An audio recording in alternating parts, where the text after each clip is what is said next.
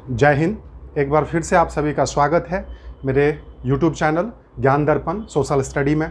आज जो हम बात करने जा रहे हैं वो एक बहुत अहम टॉपिक है और वो मेरा एक नया सीरीज़ है ज्योग्राफी का। तो ज्योग्राफी के नए सीरीज़ के तहत हम बात कर रहे हैं। इसमें कम से कम 8 से 10 क्वेश्चन जो हैं वो आए हुए हैं अलग अलग एग्ज़ामों में। होप आप लोग वीडियो देखोगे तो आपको जो है इसमें पता चलेगा क्या क्वेश्चन आते हैं क्या नहीं आते हैं, और किसी भी एग्ज़ाम के प्रीवियस ईयर के क्वेश्चन को आप देखना जिससे कि आपको पता चलेगा। अब हम बात करते हैं आगे के बारे में। आज क्या टॉपिक है, तो आज आप जैसा इस पे देखोगे ग्लोब, ठीक है। ग्लोब एक टॉपिक है और ग्लोब जो है एक अहम टॉपिक है। अब सबसे पहली बात होती है ग्लोब होता क्या है। तो एक्चुअली ग्लोब जो है वो हमारा अर्थ का एक मॉडल है, ठीक है। ग्लोब जो है वो हमारे पृथ्वी का एक क्या है, एक प्रतिरूप है, एक मॉडल है। आपने देखा होगा जब हम स्कूल में पढ़ते थे या कहीं भी टेबल पर रखा होता है, वो बड़ा से बड़ा भी हो सकता है और छोटा से छोटा भी हो सकता है। तो ग्लोब जो है वो हमारे अर्थ का, हमारे पृथ्वी का एक क्या है, एक इमेज है, एक उसका प्रतिरूप है, ठीक है, एक उसका मॉडल है, जो आप कहिए। अब हम बात कर रहे हैं, ये तो खैर डेफिनेशन आपसे पूछा नहीं जाएगा। अब इसमें जो सबसे अहम बातें होती हैं वो बात होती है दो चीज़ों का। क्यों, एक्चुअली क्या होता है जो ग्लोब पे बोले तो हमारे अर्थ पे, आपको बता दिया मैंने, जो ग्लोब मतलब हमारा अर्थ हो गया। अर्थ की बात करते हैं। अर्थ पे दो तरह की लाइन खींची जाती है। एक लाइन होता है जिसको हम लैटिट्यूड कहते हैं या अक्षांश रेखा कहते हैं, और एक लाइन होती है जिसको हम लॉन्गिट्यूड या देशांतर रेखा कहते हैं। क्या समझा आपने? एक लाइन होती है लैटिट्यूड या अक्षांश रेखा और दूसरी लाइन होती है लॉन्गिट्यूड या देशांतर रेखा।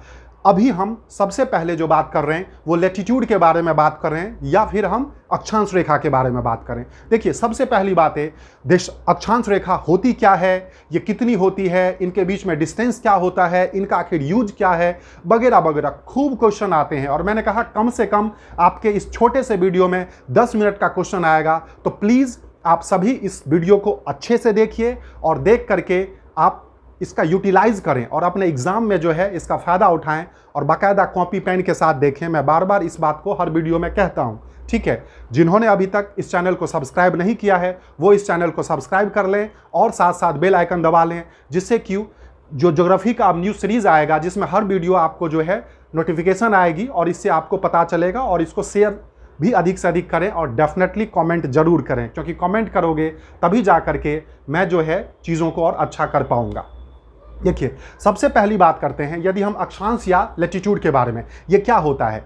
देखो, हमारा जो पृथ्वी है ना, उस पृथ्वी पे दो रेखाएं मैंने कहा जो खींची गई है, दो लाइन खींची गई है। तो एक होता है अक्षांश रेखा, हम अभी इसकी बात करते हैं, या लैटिट्यूड कहते हैं, अक्षांश रेखा लैटिट्यूड। सबसे पहली आपको बात बताऊं, जैसे पृथ्वी अपने एक्सिस पे जो है वेस्ट टू ईस्ट घूमती है, पश्चिम से पूरब घूमती है। आप सभी को पता होगा जो पृथ्वी अपने एक्सिस पे वेस्ट टू ईस्ट घूमती है। तो ये जो रेखा जो है ये बेसिकली वेस्ट टू ईस्ट ही खींची जाती है। मतलब पृथ्वी पे जो ये पृथ्वी हमारा अर्थ जो है, ये ग्लोब है, मैंने क्या कहा, इसको ग्लोब कहते हैं, बट एक्चुअल में ये अर्थ है। क्यों? क्योंकि ग्लोब जो है वो अर्थ का ही क्या है, मॉडल है। सिंपल सी बात है। तो हम अर्थ के बारे में पढ़ रहे हैं, उसी को हम ग्लोब कह देते हैं, जो भी आप कहिए। तो ग्लोब पे जो एक लाइन खींची जाती है उसको हम अक्षांश रेखा या लैटिट्यूड कहते हैं। और यह लैटिट्यूड जो है, आपको मैं बताना चाहूंगा, ये बेसिकली वेस्ट टू ईस्ट खींची जाती है। कहां से कहां खींची जाती है? तो ये वेस्ट से ईस्ट खींची जाती है। ध्यान देना, वेस्ट टू ईस्ट खींची जाती है। आपको पता होगा इस पे, ये वेस्ट हो गया, ये ईस्ट हो गया, ये नॉर्थ हो गया और ये आपका साउथ हो गया, मतलब पश्चिम, पूरब, उत्तर, दक्षिण। अब देखिए, यदि इसकी बात करते हैं लैटिट्यूड के बारे में, तो ये वेस्ट टू ईस्ट खींची जाती है। क्यों? क्योंकि पृथ्वी भी अपने एक्सिस पे वेस्ट टू ईस्ट घूमती है, तो ये पश्चिम से पूरब खींची जाती है। दूसरी बात है, ये एक इमेजिनरी लाइन है, मतलब काल्पनिक लाइन है। काल्पनिक है, काल्पनिक समझते हो ना, कल्पना क्या हुआ। अब जनरली हम कल्पना या जो क्या करते हैं या कुछ हम सपना देखते हैं, जनरली अच्छा ही देखते हैं। हम तो ऐसा देखते नहीं जो किसी ने जो भाला फेंक के मारा और वो हमारे लग गया, इस तरह का सपना तो हम देखते नहीं है ना। जनरली हम अच्छा ही देखते हैं। तो यदि ये इमेजिन किया गया है, इमेजिनरी लाइन है, तो कुछ ना कुछ अच्छा होगा, डेफिनेट सी बातें अच्छा है। तो आपको मैं बताऊं, मतलब ये जो पृथ्वी पे खींची गई है, तो आप ये मत समझिए जो पृथ्वी पे 5 इंची का दीवार जो है ना वो खींचा गया है हर जगह। हमारा जो अर्थ है उस अर्थ पे 5 इंची का दीवार है, नहीं भाई, कहीं कुछ नहीं है। ये सिर्फ और सिर्फ एक इमेजिन किया है। ये साइंटिस्ट, वैज्ञानिकों ने, जो भूवैज्ञानिक है, उन्होंने इसको इमेजिन किया है, ये कल्पना की है, जो माना है। कहते हैं ना, माना की एक्स, हर चीज़ में हम मतलब लेट एज्यूम एक्स मानते हैं ना, तो जैसे ये पृथ्वी है तो इस पे यहाँ से भी लाइन खींची गई है, तो ये एक इमेजन किया गया है जो पृथ्वी पे यहाँ से लाइन खींची गई है। तो क्या बताया, सबसे पहले लैटिट्यूड या अक्षांश रेखा क्या होती है, तो वो पृथ्वी पर वेस्ट टू ईस्ट खींची जाती है।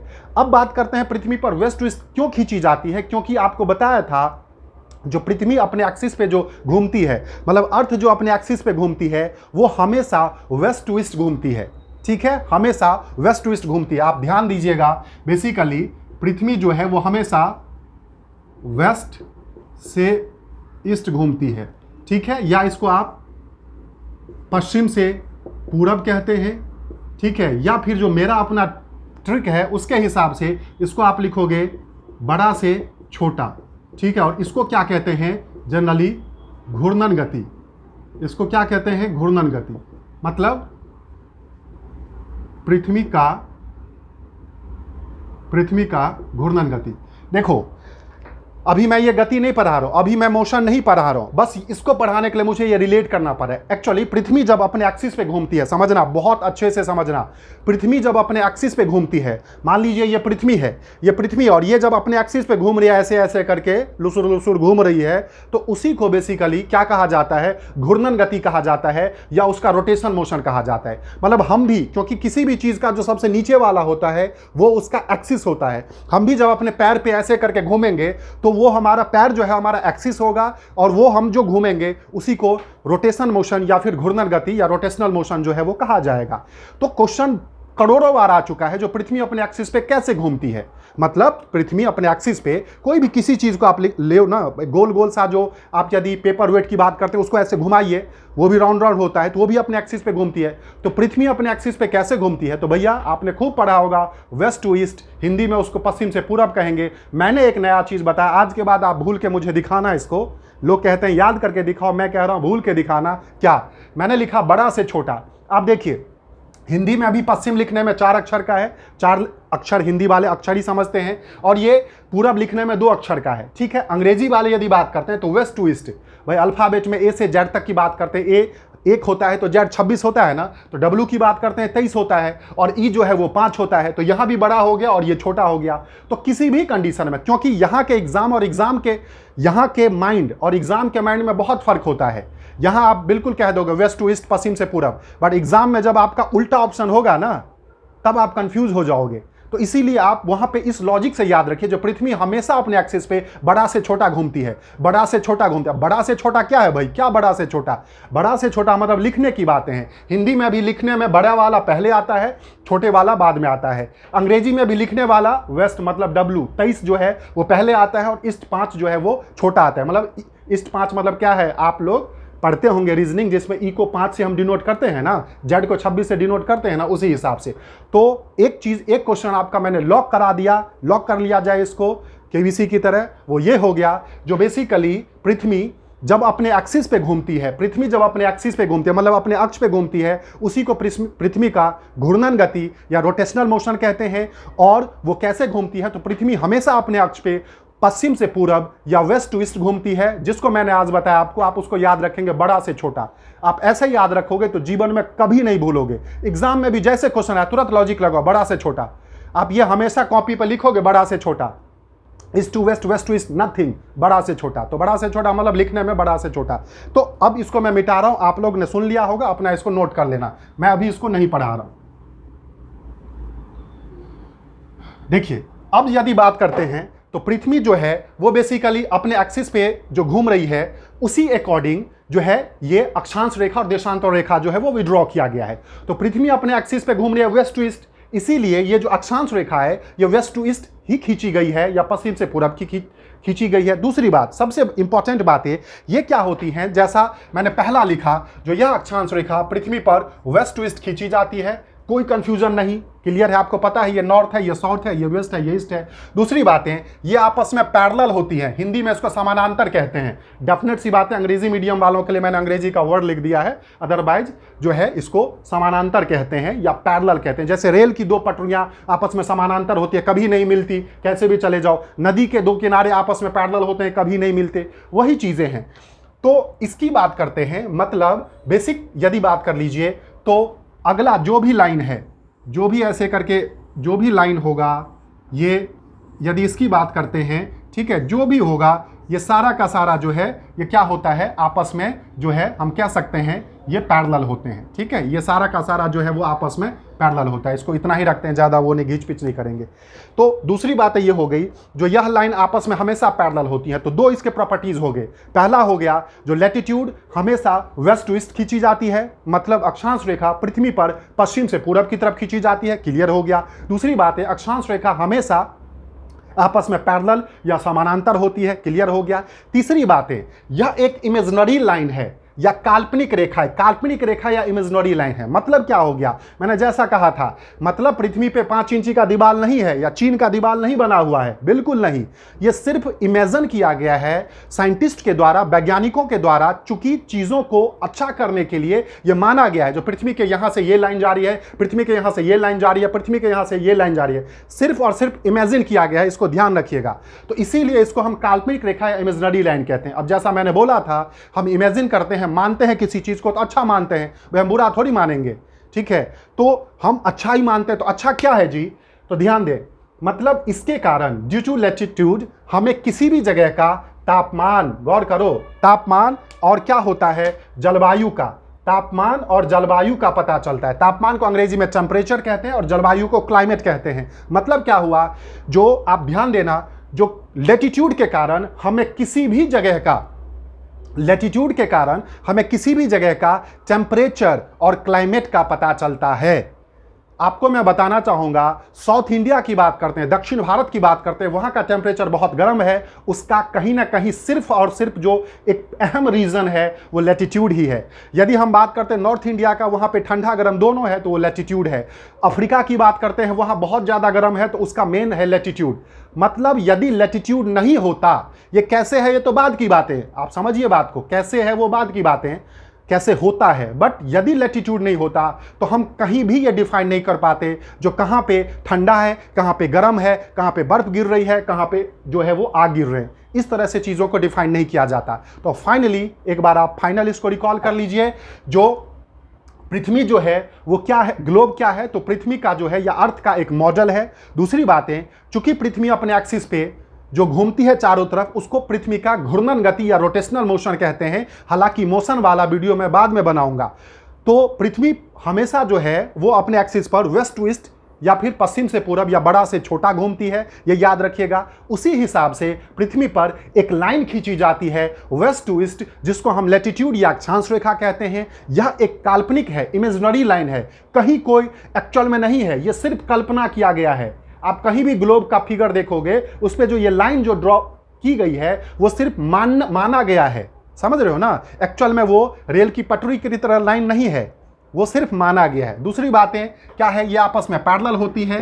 तीसरी बातें, सबसे इंपॉर्टेंट बातें ये हो गई, जो आखिर क्यों माना गया है भाई, कल्पना क्यों किया गया है, तो इससे हमें किसी भी जगह का, मतलब लैटिट्यूड के कारण हम किसी भी जगह का टेम्परेचर और क्लाइमेट का पता करते हैं, या टेम्परेचर और क्लाइमेट का हमें पता चलता है। अब कैसे पता चलता है ये आपको प्रूव हो जाएगा, ठीक है, या तो आज के वीडियो में या फिर अगले वीडियो में। अब देखिए, अब हम इसकी बात करते हैं, एक एक करके बारीकी से अब देखते हैं। तो पहले तो ये आपको डेफिनेशन बता दिया।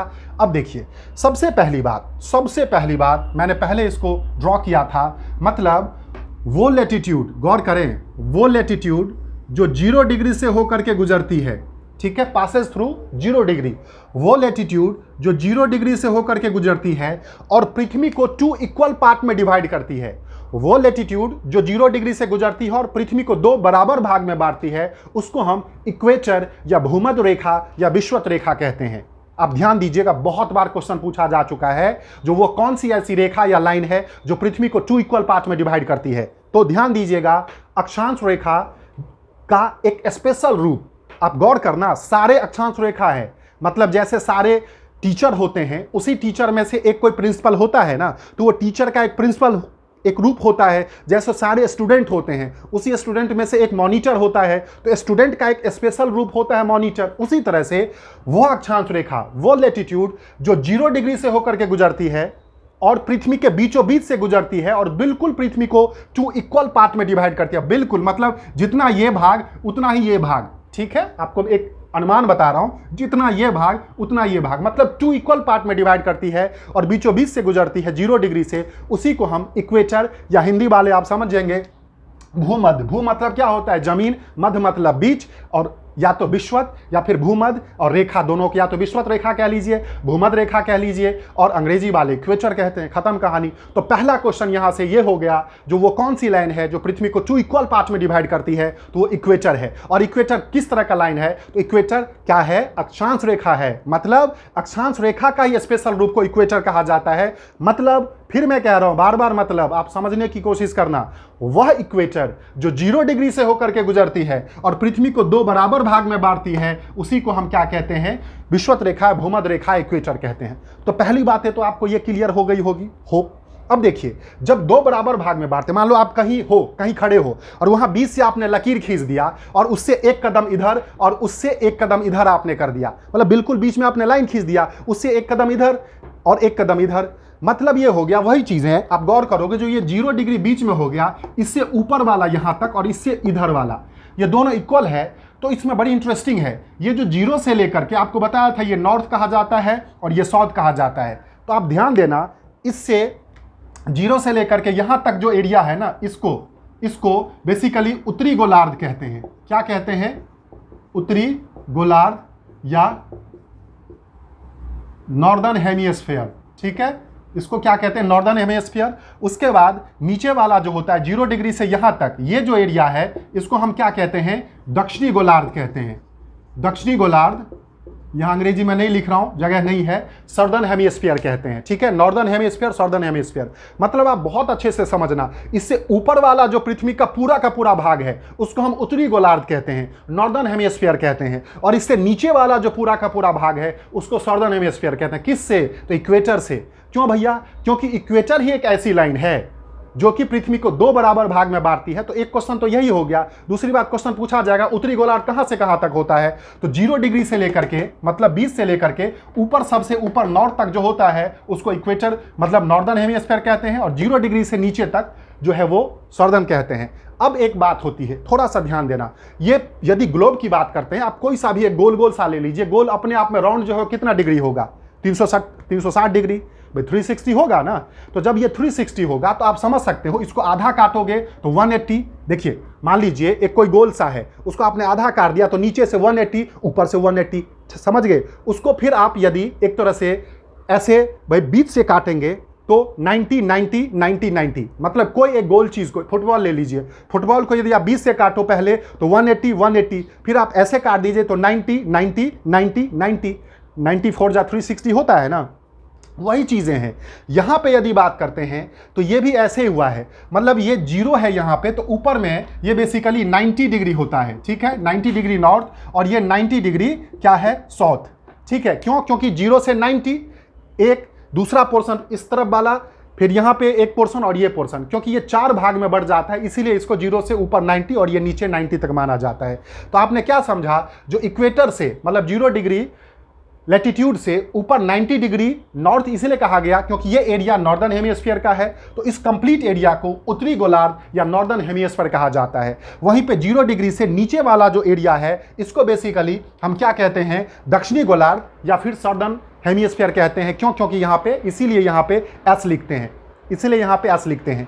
तो ये दो चीज जो है बहुत अच्छे से समझ लेना, जो उत्तरी गोलार्ध क्या होता है और दक्षिणी गोलार्ध क्या होता है। उत्तरी गोलार्ध होता है इक्वेटर से जो ऊपर के 90 डिग्री नॉर्थ तक का जो पूरा का पूरा एरिया है, उसको नॉर्दर्न हेमिस्फीयर या उत्तरी गोलार्ध कहते हैं। इक्वेटर से नीचे का जो पूरा का पूरा एरिया है 90 डिग्री साउथ तक, उसको हम दक्षिणी गोलार्ध कहते हैं।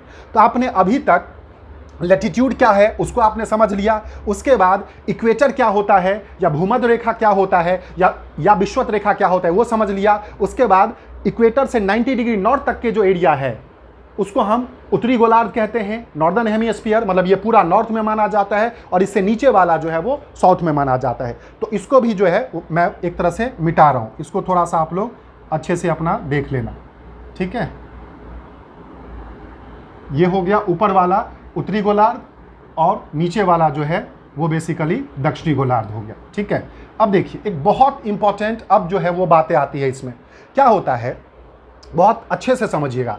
जैसे ये 90 डिग्री है, ये 0 डिग्री है और यहाँ तक 90 बोला, तो आपको मैं बताऊं ये बिल्कुल जो है ना, जैसे मैंने ये लाइन खींचे हैं, तो आप ये समझना ये 0 से, मैं रफ नहीं कर रहा हूँ यहाँ पे, ये 0 से 1 2 3 4 5 6 ऐसे करके यहाँ तक 90 तक पहुँचता है। मतलब आपने क्या समझा, 0 के बाद 1 डिग्री भी होता है, 2 डिग्री भी है, 5 डिग्री भी है, 20 भी है, 25 भी है, 50 भी है, 65 भी है, आप समझ रहे हो ना, 65 भी है, 89 भी है और 90 भी है। मतलब ये सारे के सारे लैटिट्यूड हैं, मतलब 0 से लेकर के 90 तक लैटिट्यूड है। बिल्कुल जैसे है ना, कहीं आप एक इमेजिन कीजिए 0 1 2 3 4 5 7 8 9 10 90 तक। उसी तरह से जैसे मैंने बोला ना, एक कदम आगे एक कदम पीछे, तो जैसे ये 0 से ऊपर तक 90 है, उसी तरह से 0 से नीचे तक 90 है। मतलब 0 के बाद 1 डिग्री 2 डिग्री, बस फर्क इतना रहेगा, शायद आप अपने आप में जवाब दे रहे होंगे, जो इससे ऊपर वाला जो है इसको हम नॉर्थ नॉर्थ नॉर्थ कहेंगे, और इससे नीचे वाला जो है वो सारा का सारा साउथ साउथ साउथ कहा जाएगा। ठीक है, क्यों? क्योंकि यहां से यहां तक तो पूरा 180 हो गया, तो बस इसको 4 क्वार्टर में बांट दिया है ना, तो 0 से 90, 0 से 90। तो इसमें बेसिकली हमें जो है, आप एक्चुअल में भी यदि आप ध्यान दोगे तो मात्र आपको जो है 2 को देखना है। ठीक है, 2 को या 3 को आपको देखना है, उसमें भी काफ़ी इंपॉर्टेंट है। सबसे पहले इसको आप इसको भी हटा दीजिए। सबसे पहले जो ये जो है यहाँ से, ठीक है, इसको कहते हैं, ये 23.5 डिग्री नॉर्थ से गुजरता है। ठीक है, यहाँ जो ये जो लाइन है ये 66.5 डिग्री नॉर्थ से है। ठीक है, और फिर इसको हटा दीजिए, ये आपका 90 डिग्री नॉर्थ है। ठीक है, अब यदि बात करते हैं तो ये यहाँ पे 23.5 डिग्री साउथ है और ये 66.5 डिग्री साउथ है। ठीक है, इसको भी फिर आप हटा दीजिए, क्योंकि मुझे बस इतना बताना है, ये 90 डिग्री साउथ है। मतलब क्या है, आपको मैंने क्या समझाया, जो जैसे ये 0 डिग्री है, इसके बाद 1 डिग्री 2 डिग्री, ये जो 23 डिग्री लिखा है ना, मैंने 23 लिखा है, तो इससे पहले 22 भी है, ये 66.5 लिखा है, इससे पहले 65 भी है, और इसके बाद 67 भी है, और यहाँ पे 90 से पहले 89 भी है। पर भैया हमें उस पर PhD नहीं करना, हमारे लिए जो कुछ स्पेशल लैटिट्यूड हैं उसी को पढ़ना होता है, जिसमें सबसे पहले हमने पढ़ा 0 डिग्री वाला, मतलब वो स्पेशल लैटिट्यूड जो कि 0 डिग्री से होकर के गुजरती है और पृथ्वी को 2 बराबर भाग में बांटती है, उसी को हम इक्वेटर या भूमध्य रेखा या विषुवत रेखा कहते हैं। चूंकि ये 2 बराबर भाग में बांटती है, तो इससे ऊपर नॉर्थ वाला जो पूरा पोर्शन है इसको नॉर्दर्न हेमिस्फीयर कहते हैं 90 डिग्री तक, इससे नीचे जो साउथ तक का जो पोर्शन है उसको सदर्न हेमिस्फीयर कहते हैं। अब क्या है, जो 2-3 चीज जो है इसको हमें मेन मानना है, ये इस था, इसको भी मैं मिटा, ये लिख लेना, ये जो ऊपर वाला जो 23.5 डिग्री नॉर्थ है इसको कर्क रेखा कहते हैं। क्या कहते हैं? कर्क रेखा, या अंग्रेजी में इसको ट्रॉपिक ऑफ कैंसर कहा जाता है। अंग्रेजी में ट्रॉपिक ऑफ कैंसर कहा जाता है। वहीं पे ध्यान देना, जो 66.5 डिग्री नॉर्थ वाला जो है इसको हम आर्कटिक कहते हैं, आर्कटिक लाइन कहते हैं। ठीक है, और ये 90 डिग्री वाला नॉर्थ है, इसको नॉर्थ पोल कहा जाता है, नॉर्थ पोल कहा जाता है। ठीक है, वहीं नीचे की बात करते हैं तो ये 23.5 डिग्री साउथ को हम क्या कहते हैं? मकर रेखा, हिंदी में मकर रेखा कहते हैं, अंग्रेजी में ट्रॉपिक ऑफ कैप्रिकॉर्न कहा जाता है, कैप्रिकॉर्न। आपको रफली लिख रहा होगा, दिखाई देगा, तो आप ऑडियो से काम चलाना। और 66.5 डिग्री को हम अंटार्कटिक लाइन कहते हैं। क्या कहते हैं? Antarctic line. देखिए, और ये है आपका साउथ पोल। देखिए, बहुत इंटरेस्टिंग बातें हैं। सबसे पहले इक्वेटर आप समझ गए, आपको बोला इक्वेटर के बाद 1 2 3 4 5 डिग्री भी है, बट हमें उसको ध्यान नहीं देना है। तो अब 23.5 डिग्री नॉर्थ वाला, मतलब गौर करें, वह अक्षांश रेखा जो 23.5 डिग्री नॉर्थ से गुजरती है ये अक्षांश रेखा है, ये टीचर ही, बट ये प्रिंसिपल बनने वाला है। वह अक्षांश रेखा जो 23.5 डिग्री नॉर्थ से गुजरती है उसको हम कर्क रेखा कहते हैं। अब नॉर्थ है तो ऑब्वियस सी बात है, इससे ऊपर वाले को नॉर्थ कहेंगे।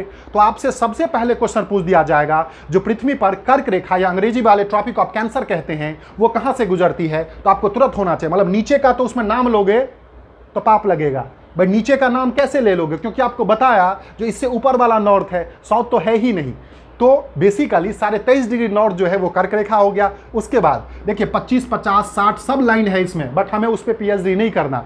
हमें जो स्पेशल नीड होती है वो होगा 66.5 डिग्री नॉर्थ। क्यों? क्योंकि ये इससे इधर है, तो 66.5 डिग्री नॉर्थ को आर्कटिक लाइन कहते हैं। एक्चुअली जो आर्कटिक ओशन का आप लोगों ने नाम सुना होगा, वो आर्कटिक ओशन कहीं ना कहीं इसी के आसपास में है और उसी से वो लाइन जाती है, उसीलिए उसको आर्कटिक लाइन कहा जाता है। फिर बोला आप कहोगे जी आर्कटिक ओशन में ये लाइन तो डूब जाएगी। अरे भैया ये कहाँ पे है? ये तो सिर्फ इमेजनरी है ना, तो इमेजनरी के लिए तो मेरे बीच से गुजार दो, क्या फर्क पड़ता है?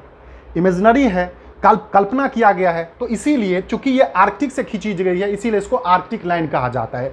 और ऊपर वाला 90 डिग्री नॉर्थ जो है उसको हम नॉर्थ पोल कहते हैं, ठीक है, मतलब उत्तरी ध्रुव कहते हैं, क्योंकि ऊपर वाला जो ये पोर्शन होता है ना, ये इसको हम पोल कहा जाता है। आपने सुना होगा ये नॉर्थ पोल और इसको हम साउथ पोल कहते हैं, ठीक है। जैसे संतरा होता है तो संतरे में ऊपर वाला वो डंडा पकड़ने वाला होता है उसको नॉर्थ पोल और नीचे जो पेंदी होती है उसको साउथ पोल, ऐसे ही संतरा ये हो गया। अब बात करते हैं एक चीज़ और, देखिए अब ये ऊपर नॉर्थ का बता दिया, अब नीचे की बात करते हैं। तो विश्वत्व तो बता दिया, उसके बाद फिर सेम जैसा यहाँ दो स्पेशल लिया है ना, उसी तरह से यहाँ भी लेना है, ठीक है। तो नीचे में 23.5 डिग्री साउथ को अच्छे से लिखा हुआ है, आप थोड़ा सा इसको ऑडियो से भी अच्छे से समझना। 23.5 डिग्री साउथ को मकर रेखा कहते हैं, क्योंकि कर्क रेखा कहते हैं ऊपर वाले को, मकर रेखा कहते हैं नीचे वाले को। अंग्रेजी में इसको ट्रॉपिक ऑफ कैप्रिकॉर्न कहते हैं। कई बार कंफ्यूजन हो जाता है, डेफिनेट सी बातें हैं, तो आप यहाँ भी ध्यान दीजिएगा। कर्क लिखने में छोटा है, 2 ही अक्षर का है, और मकर लिखने में 3 अक्षर का है। अंग्रेजी में भी ट्रॉपिक ऑफ कैंसर, कैंसर जो है मात्र जो है छोटा सा शब्द है, और कैप्रिकॉर्न कैंसर से बड़ा तो है।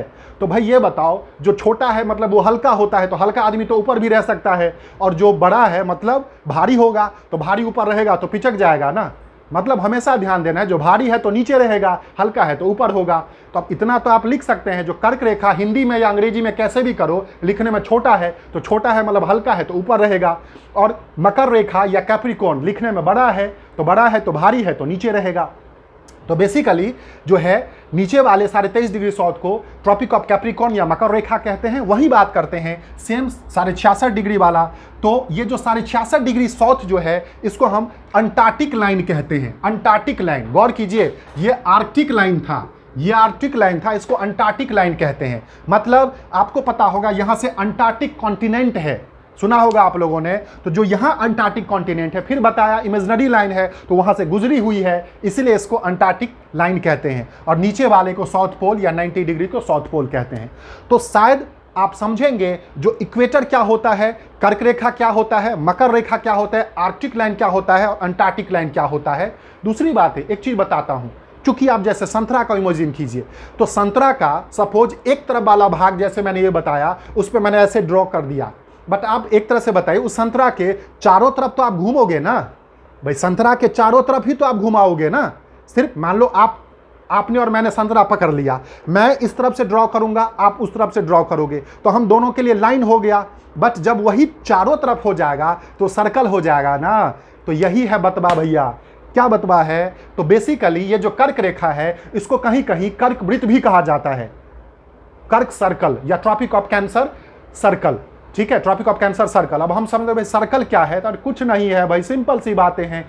एक तरफ से इसको खींच दिया तो रेखा हो गया, चारों तरफ घुमा दिया तो वृत्त हो गया, और ऑब्वियस सी बात है घुमाएगा ना, क्यों? क्योंकि पृथ्वी गोल है। उसी तरह से मकर रेखा को भी मकर वृत्त कहा जाता है, या फिर इसको ट्रॉपिक ऑफ कैप्रिकॉर्न सर्कल कहा जाता है। मतलब वही हो गया, आप भी लाइन खींचो मैं भी लाइन खींचूंगा, दोनों को दोनों चारों तरफ मिला दीजिए, वो वृत्त हो गया। तो इस नीचे जो उसी तरह से आर्कटिक लाइन को आर्कटिक वृत्त भी कहा जाता है, आर्कटिक सर्कल भी कहा जाता है, अंटार्कटिक लाइन को अंटार्कटिक सर्कल भी कहा जाता है। वहीं पे मैंने लिखा है ये जो आर्कटिक लाइन है ना 66.5 डिग्री नॉर्थ, इसको जनरली उत्तर ध्रुव वृत्त भी कहते हैं, नॉर्थ पोल सर्कल भी कहते हैं। वहीं पे 66.5 डिग्री साउथ को दक्षिण ध्रुव सर्कल भी कहते हैं। बाकी जो है 90 डिग्री साउथ को साउथ पोल कहा जाता है, 90 डिग्री नॉर्थ को नॉर्थ पोल कहा जाता है, ठीक है। तो आपको समझ में आ गया कर्क रेखा कहाँ से गुजरती है, मकर रेखा कहाँ से गुजरती है, आर्कटिक लाइन कहाँ से गुजरती है, अंटार्कटिक कहाँ से गुजरती है, ठीक है। और इसको क्या क्या कहते हैं, नॉर्थ पोल क्या होता है, साउथ पोल क्या होता है, नॉर्दर्न हेमिस्फीयर क्या होता है, सदर्न हेमिस्फीयर क्या। अब बात करते हैं बड़ी इंटरेस्टिंग बातें, क्या है जी? तो क्वेश्चन आता है, बहुत इंटरेस्टिंग बातें, प्लीज ध्यान दीजिएगा। क्वेश्चन आता है जो टोटल लैटिट्यूड कितने, देखो total latitude how many total latitude, मतलब कुल अक्षांश रेखा कितनी है। अब बताओ, आप लोग कैलकुलेट कर लिया होगा, वीडियो में अपना देख लेना क्या है, गौर कीजिए। मतलब 90 प्लस 1 प्लस 90 बराबर 181। कहोगे ये क्या कर दिया आपने, देखो यहाँ 0 डिग्री है, ये 0 अपने आप में 0 है। अब आप बताइए 0 से आप यहाँ पे 90 पहुंचे तो आपको जोड़ तो गिनती तो आती होगी, तो 0 से 90 पहुंचेगे तो 0 है ना, उसके बाद 1 होगा ना, 1 2 3 4 5 6 7 8 90, 1 2 3 4 5 6 7 8 90, देखो कितना फास्ट गिनता हूं मैं, मतलब 1 से लेकर के 90 तक, 1 to 90 तक, तो अपने आप में 90 यही हो गया। इधर फिर 0 से ऊपर है 1 से लेकर के 90 तक, तो भाई 90 और 90 तो ये हो गया, और 0 कहाँ जाएगा, ये 0 भी तो अपने आप में एक लाइन है ना, इक्वेटर तो यही तो है, यही तो मेन खेला करता है, ठीक है। तो 90 प्लस 1 प्लस 90, कोई भी कंफ्यूजन नहीं है इसमें, क्योंकि 0 भी तो एक लाइन है ना। क्योंकि आप देखिए ये 0 से 90 आप कैसे कहोगे भाई, 0 के बाद 1 तो आएगा ना, तो 1 से 90 तो अपने आप में 90 होता है ना, फिर 0 के बाद 1 से 90 अपने आप में 90 होता है, फिर ये 0 कहाँ जाएगा, इंद्र भगवान के पास, हमारे पास ही रहेगा। तो 90 प्लस 1 प्लस 90 मतलब 181। ये आप ध्यान दीजिएगा, जो टोटल लैटिट्यूड कितने होते हैं 181। 90 प्लस 1 प्लस 90, कैसे भूल जाओगे इसको, यदि भूलोगे तो भाई सरासर मेरी तौहीन है, डेफिनेटली मेरी तौहीन है, जो शायद मैं आप लोगों को समझा नहीं पाया। अब इससे इजी कैसे समझाऊं, जो भाई 0 तो अपने आप में 0 हो गया, उसके बाद 1 से तो आप शुरू करोगे ना, तो 1 से 90 तक 90, ऊपर भी 1 से 90 तक 90, और 0 भी तो एक लाइन है ना। कहोगे 0 मतलब नंबर नहीं है भाई, लाइन है, उसको हम 0 डिग्री कहते हैं। तो 90 प्लस 1 प्लस 90 मतलब 181। वहीं पे एक आध एग्जाम में चौन्हर वाला काम किया, चौन्हर समझते हो ना, चौन्हर वाला काम किया है एग्जामिनर ने, वो 181 ऑप्शन ही नहीं दिया। अब वहां पे लड़ोगे तो नहीं उससे, तो वहां पे 4 ऑप्शन में मात्र एक ऑप्शन होता है 180, तो भैया कूद के मारिए 180, क्या फर्क पड़ता है, उसने नहीं दिया तो हमें ज्ञान थोड़ी बांटना है उसको, मत दो भाई, तुम्हारे लिए 0 नहीं है तो 180 हो गया, बट बाकी 500% गारंटी के साथ 181 होता है। अब एग्जामिनर ने यदि नहीं दिया 4 ऑप्शन में, तो फिर हम उसको 180 ही मानते हैं। बाय द वे, यदि 180 हुआ और 181 हो गया, उस कंडीशन में आप 181 दोगे, आप 181 दोगे। यदि एग्जामिनर ने या फिर उस एग्जाम के आंसर की में यदि 180 आया, तो आप सुप्रीम कोर्ट में जा सकते हो इस आंसर को लेकर के, भैया इसका आंसर 181 होगा, ये ध्यान देना, ठीक है। ओके, अब बात है दो अक्षांशों के बीच का गैप कितना होता है, तो 111 किलोमीटर का गैप होता है।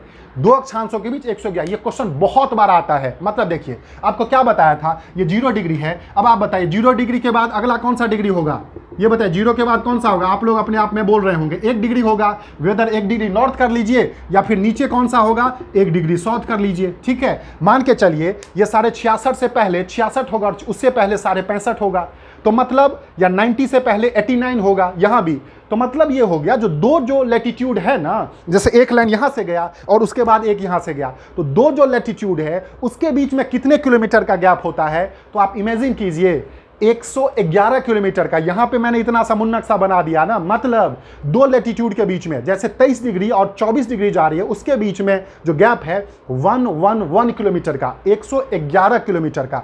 तो बहुत बार ये क्वेश्चन पूछा जा चुका है, जो दो अक्षांशों के बीच में कितना गैप होता है, कितना दूरी होता है, कितना डिस्टेंस होता है, तो 111 किलोमीटर।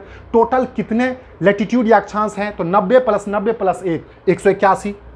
अब बात करते हैं एक चीज, बड़ी इंटरेस्टिंग बातें हैं क्या, तो यहां देखो, जैसे जैसे देखो यहां तक, जैसे जैसे हम विषुवत से दूर जाते हैं, अक्षांशों का आकार घटता जाता है। फिर वही वाली बात, इस मैंने कहा विषुवत रेखा, यहां पे इसने कह दिया विषुवत वृत्त, तो क्या आप कंफ्यूज हो गए? अरे भैया वही वाली बात है, ऐसे लाइन खींचो तो रेखा हो गया, पूरा घुमा दो तो वृत्त, तो संतरा को तो पूरा घुमाओगे ना उस पे। तो वही है, मतलब विषुवत क्या कहा गया है, जैसे जैसे हम विषुवत वृत्त से दूर जाते हैं, मतलब विषुवत वृत्त से जैसे जैसे ये आगे जाते हैं, अक्षांशों का आकार घटता जाता है। डेफिनेटली ये देखिए, यहाँ इतना बड़ा है, आगे देख लो छोटा है, आगे छोटा, यहाँ होते होते यहाँ होते होते यहाँ देखो कितना बच्चा सा हो गया, यहाँ देखो कितना बच्चा सा हो गया, ठीक है। मतलब आप क्या देखोगे, क्वेश्चन बहुत बार आता है और ये कंसेप्चुअल क्वेश्चन है।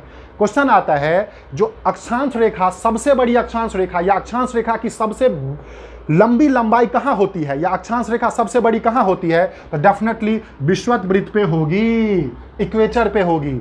वहीं पे जब कभी इक्वेटर से पोल की तरफ बढ़ेंगे, वेदर नॉर्थ पोल की तरफ जाएं या साउथ पोल की तरफ जाएं, तो अक्षांश रेखा जो है उसकी लंबाई घटेगी। क्योंकि आप देखिए यहां बड़ा है, क्योंकि भाई संतरा को देखिए ना, संतरा का बीच से जो आप देखोगे तो काफी बड़ा होगा, फिर आप दूसरा लाइन खींचो, होते होते होते होते ऊपर टिप पे आओगे तो काफी पास में लाइन हो जाएगा ना, कितना छोटा होगा। वही चीजें हैं यहाँ पे।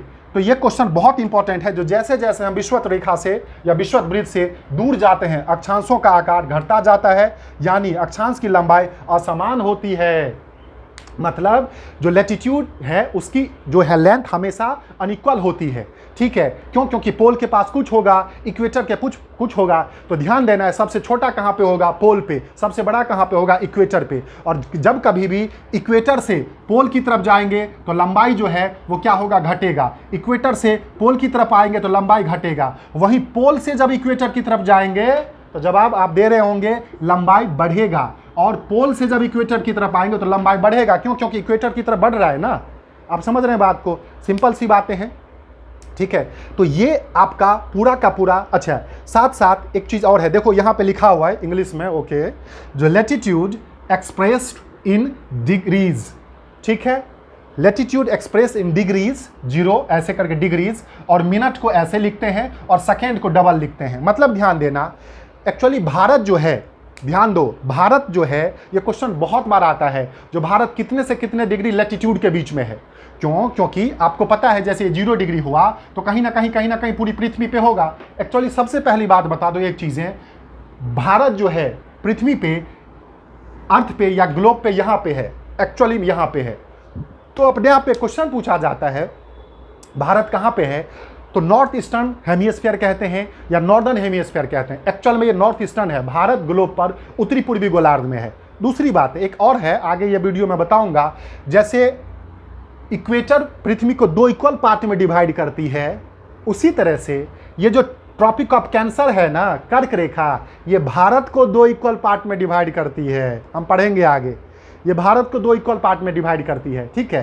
तो ऑब्वियस ही बात है, जैसे सपोज कीजिए, देखिए भारत ये पोर्शन है, तो भाई कहीं ना कहीं यहां से भी कोई लाइन जा रही होगी और कहीं ना कहीं यहां से भी कोई लाइन जा रही होगी, ये तो वही चीज कहा गया, जो भारत जो है 8 डिग्री 4 मिनट नॉर्थ से लेकर के 37 डिग्री 6 मिनट नॉर्थ तक है। ये क्वेश्चन बहुत बार आता है, जो भारत कितने से कितने लैटिट्यूड के बीच में है, तो 8 डिग्री 4 मिनट नॉर्थ से 37 डिग्री 6 मिनट नॉर्थ तक है। अब ये कैसे, तो ये आप हमेशा ध्यान दीजिएगा, जहां कहीं भी ये लिखा होगा 8 और ये डिग्री तो आप समझ जाएंगे, और जब ये एक लाइन ऐसे लिखा होगा ना, वो मिनट होता है।